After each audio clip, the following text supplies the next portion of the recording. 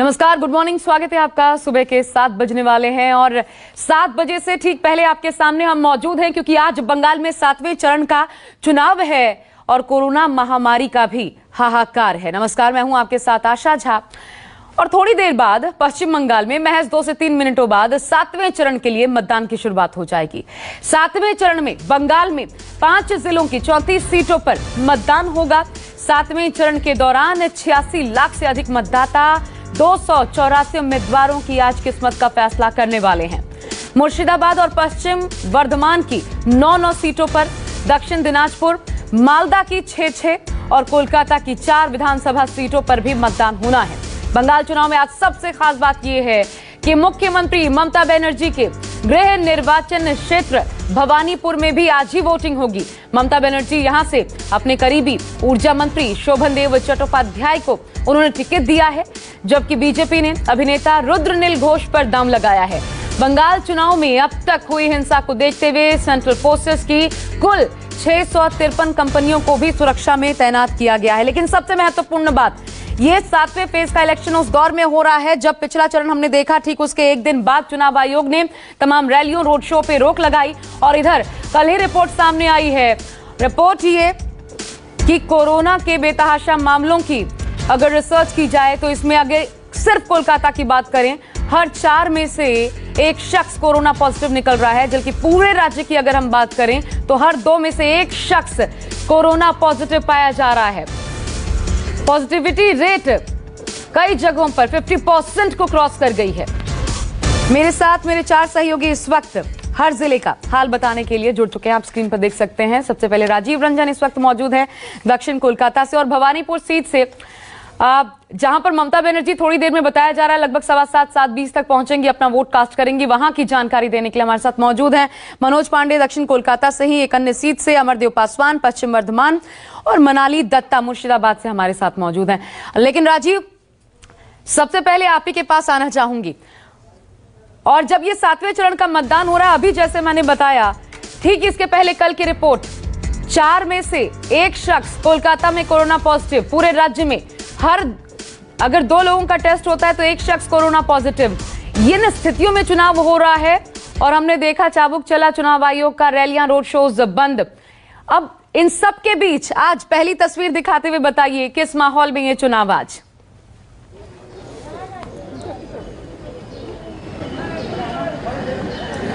देखिए, जहां तक कोरोना के मामलों की बात है, आपने बिल्कुल सही कहा कि कोलकाता में हर 2 में से जो टेस्ट हुए हैं, अगर आप टेस्ट के हिसाब से देखें तो 2 आदमी का टेस्ट हुआ है तो 1 आदमी पॉजिटिव है।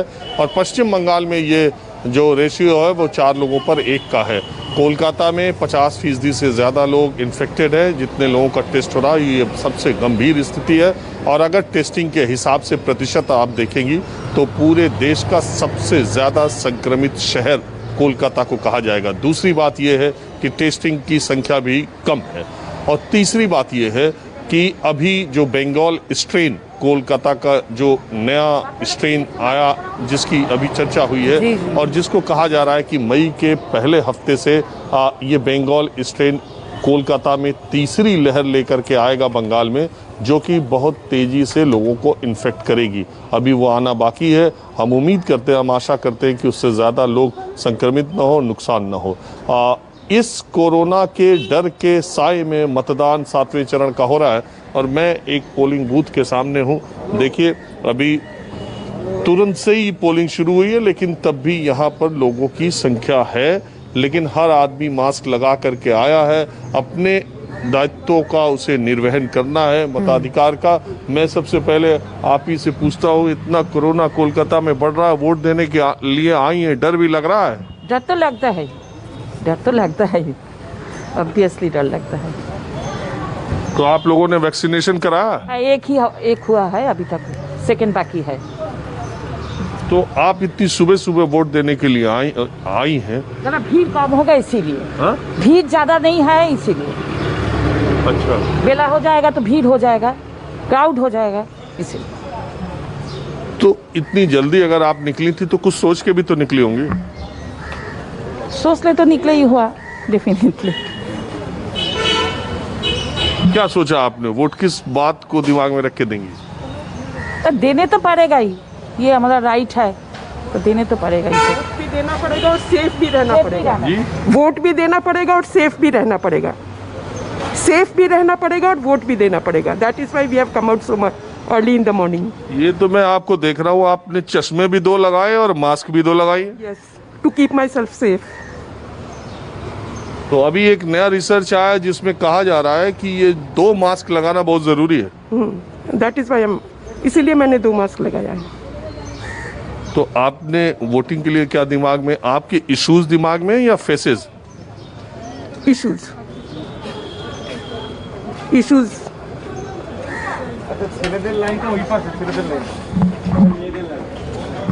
आशा देखिए, सुबह सुबह मैंने बताया ये बंगाल है। आपको देखिए पीछे देखिए, एक वोटर है। अभी तो सुबह है, आपने तो ऐसी टोपी लगा रखी है। My wish, my wish. नहीं, ये तो अच्छी बात है और मुझे बहुत अच्छा लगा सुबह सुबह आपको ऐसे देख करके। या I said so, I wish. अच्छा, दूसरी बात, आप करती क्या है? टीचिंग। तो मैं जानना ये चाह रहा हूँ कि जो आप आज एग्जाम, अरे वोट देने आई हैं, टीचर की वजह से मेरे मुंह से एग्जाम निकल गया। आपके स्कूल में एग्जाम हो गया? I mean college. कॉलेज चल रहा, मतलब उसका हो गया? कॉलेज ऑनलाइन क्लासेस हो रहे। अच्छा, बहरहाल मैडम, मैं आपसे ये पूछना चाह रहा हूँ कि इस बार के इलेक्शंस में इशूज ज़्यादा इम्पोर्टेंट है या चेहरे पे, फेस पे इलेक्शन हो रहा है? There is never any face question any time, na? It is always issues. देखिए, कम से कम देश में ऐसे जागरूक मतदाताओं से सुबह सुबह ही बात करने को मिला जो मुद्दे को ज्यादा इम्पोर्टेंट मानते हैं चेहरों से। आशा। अच्छा, लेकिन ये भी बता दीजिए फिर राजीव लगे हाथ की शोभनदेव चट्टोपाध्याय का चुनाव होगा या ममता बनर्जी?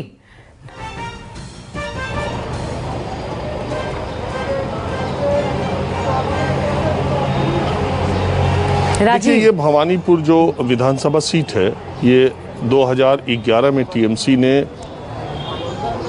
मेरी आवाज आ रही है? जी आ रही है, बोलिए।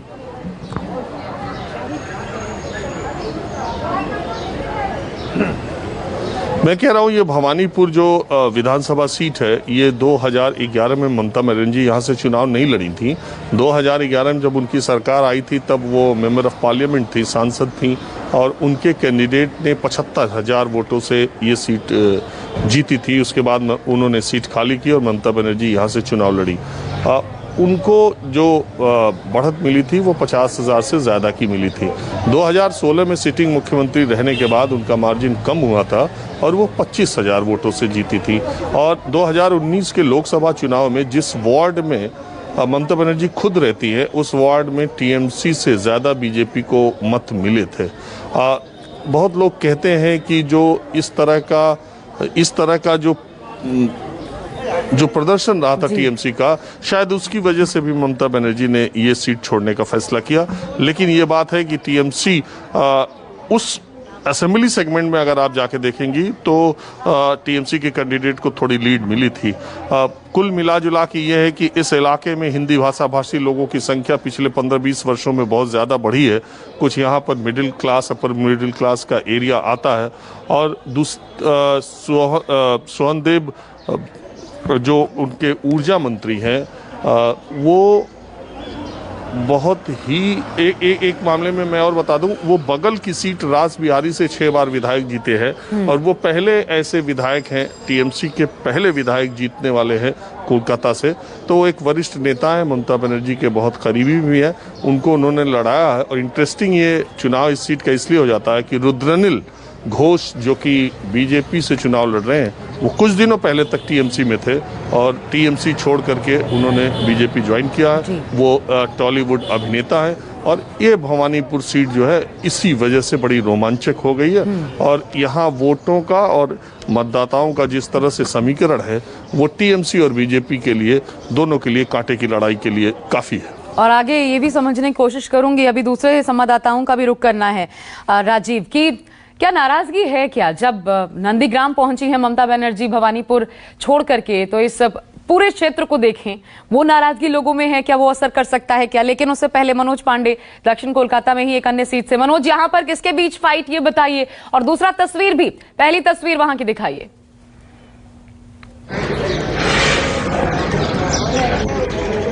जी देखिए, ऐसा हम इस समय भवानीपुर से सटा हुआ रास बिहारी है, यहाँ पे उस सीट पे मौजूद है। जिस तरह से देखें कि यहाँ पे लगातार जो शोभनदेव चट्टोपाध्याय थे यहीं से करीब विधायक रहे थे, और इस बार देखें कि यहाँ पे देवाशीष जो कुमार हैं और सुब्रतो साहा जो बीजेपी के हैं, तो दोनों और टीएमसी और बीजेपी की तरफ से कहीं ना कहीं यहाँ पे कांटे की टक्कर देखा जा रहा है।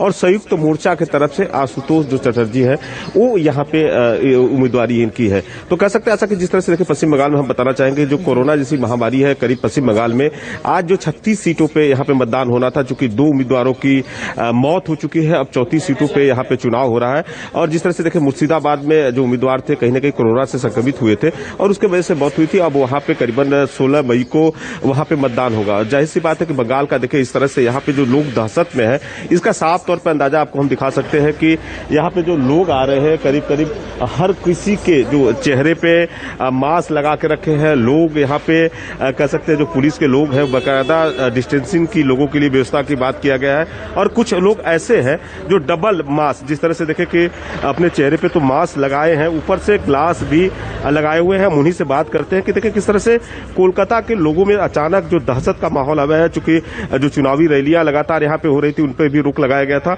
देखिए जिस तरह से देखिए लोग यहाँ मास्क तो लगाए हैं, ऊपर से ग्लास भी है, कहीं ना कहीं सेफ्टी के सुरक्षा के हिसाब से लगाए हैं। दादा क्या कहेंगे, जिस तरह से बंगाल में कोरोना जैसी महामारी फैल रही है, लगातार यहाँ पे देखे हर 2 व्यक्ति में 1 व्यक्ति संक्रमित पाया जा रहा है और आपने डबल मास्क लगाया, सुरक्षा के हिसाब से वोट भी देना है, क्या दिमाग में चल रहा है सुरक्षा को भी लेकर और मतदान को लेकर? अपने आप को सुरक्षित रखना है और वोट जो हमारा संवैधानिक अधिकार है उसको भी पूरा करना है। तो दोनों ही काम करने के लिए अपने आप को सुरक्षित रखते हुए ये काम करके हम लोग आए हैं घर से।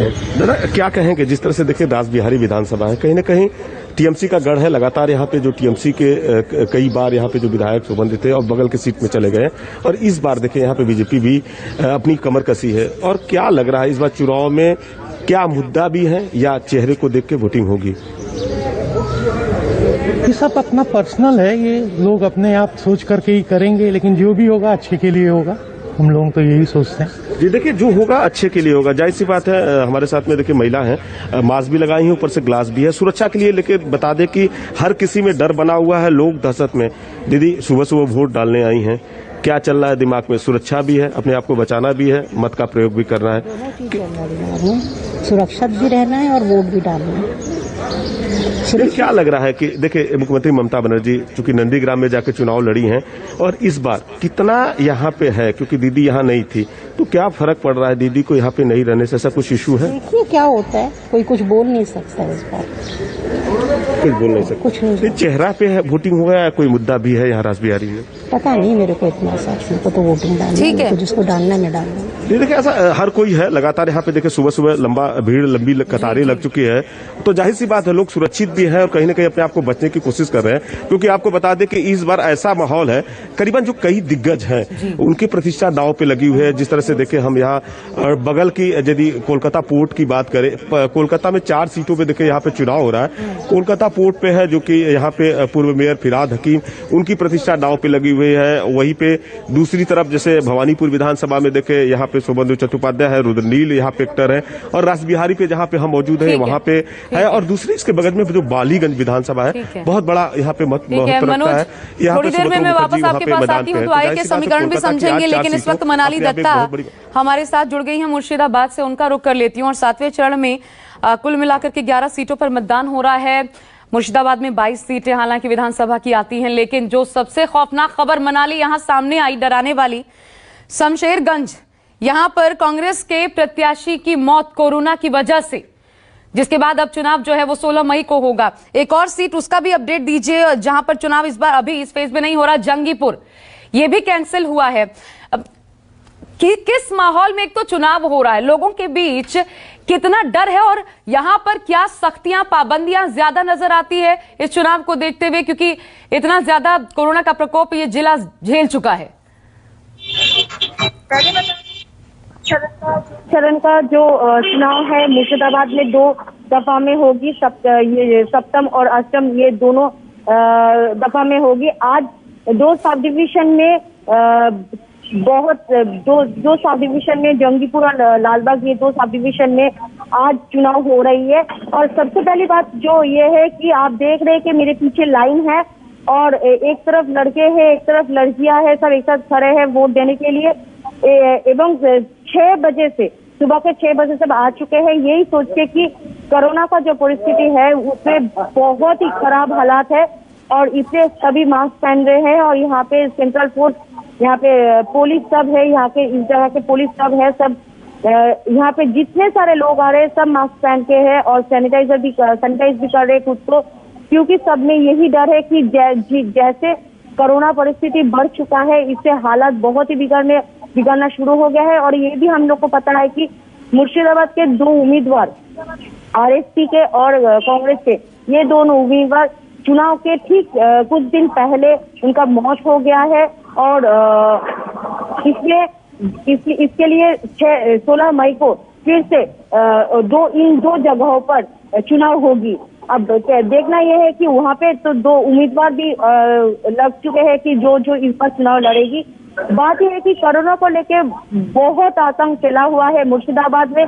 सिर्फ ये दोनों की मौत हुई है, लेकिन इससे भी और भी कुछ उम्मीदवार है जिसका जो कोरोना अफेक्टेड है और वो लोग घर पे ही बैठे हैं। बिल्कुल, 1 दर्जन और उम्मीदवार जो कि कोरोना पॉजिटिव हैं घर पर बैठे हुए हैं। लेकिन असर क्या पड़ा है मनाली? चुनाव आयोग ने ये बताइए असर क्या पड़ा है। चुनाव आयोग ने रैलियों, रोड शो पर भी रोक लगाई। उसके बाद से मुर्शिदाबाद में चुनाव प्रचार में, हालांकि हर जगह पर, लेकिन असर क्या पड़ा है मतदाताओं के बीच इन तमाम चीजों का? मतदाताओं के बीच बहुत ही असर पड़ा है, उम्मीदवारों के बीच भी बहुत असर पड़ा है, क्योंकि कोरोना परिस्थिति को लेके इतने सारे लोग कोरोना को लेकर झेल रहे हैं कि एक बात कह दूं, क्या यहाँ पे जो कोरोना अस्पताल है जहाँ पे कोरोना पेशेंट का इलाज चल रहा है, वहाँ पे जगह नहीं दे पा रहा है। इससे ज्यादातर लोगों को घर पे ही रखने की ठान ली है मेडिकल बोर्ड की तरफ से, क्योंकि बहुत ही ज्यादा बढ़ चुका है मुर्शिदाबाद में कोरोना परिस्थिति। और इसको लेकर रोक टोक लगाया है, रद्द कर दिया गया है ये प्रचार अभियान। तो उसके बाद से सभी नेताओं ने सबने रद्द कर दिया है प्रचार अभियान। कोई भी अभियान नहीं कर रहा है, और अगर कर भी रहा है तो वो स्ट्रीट कॉर्नरिंग कर रहा है, वो भी उसको बहुत ही अल्पसंख्यक लोगों को लेकर, ताकि ज्यादा भीड़ ना हो। जितने सारे प्रचार में हम लोग देख रहे थे उसमें लाखों लोग शामिल हो रहे थे, वो अभी बंद हो चुका है और सब अपने अपने तरह से जैसे हो सचेतन। मनाली, मैं दोबारा जब आपके पास आती हूँ तो कृपया जो आपके पीछे लाइन हमें दिखाई पड़ रही है, लोगों से जरा बातचीत करके आगे माहौल समझने की कोशिश जरूर कीजिएगा कि कितना खौफ है, या ये जिन परिस्थितियों में मतदान हो रहा है इसको लेकर के लोगों का क्या कहना है। क्योंकि मुर्शिदाबाद इसलिए भी अहम है, आपको बता दें, यहाँ पर कभी टीएमसी और लेफ्ट कांग्रेस इनका दबदबा था, जबकि देखा जाए तो ये जो संयुक्त मोर्चा है लेफ्ट कांग्रेस, वो ज्यादा भारी भरकम, मतलब हैवी वेट यहीं के उम्मीदवार माने जाते थे। लेकिन इस बार समीकरण बदले हैं। वो किस प्रकार से इन समीकरणों ने असर डाला है, ये आगे मनाली से समझने की कोशिश करेंगे। अमरदेव पासवान भी हमारे साथ पश्चिम बर्धमान से हैं, उनका भी रुख करेंगे। एक छोटा सा ब्रेक यहाँ पे ले रहे हैं, लेकिन पश्चिम बंगाल चुनाव की हर एक तस्वीर 7वें चरण की आपके सामने इस ब्रेक के बाद भी लेके तुरंत हाजिर होते हैं। आप देखते रहिए न्यूज़ 24।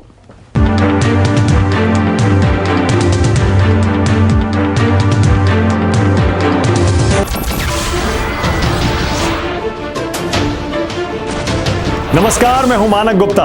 अगर आपको हमारा ये वीडियो पसंद आया हो तो इसे लाइक और शेयर जरूर करें, और हां, हमें सब्सक्राइब और फॉलो करना ना भूलें, ताकि आप देश और दुनिया की कोई खबर मिस ना करें। तो जुड़े रहिए हमारे साथ और देखते रहिए न्यूज़ 24।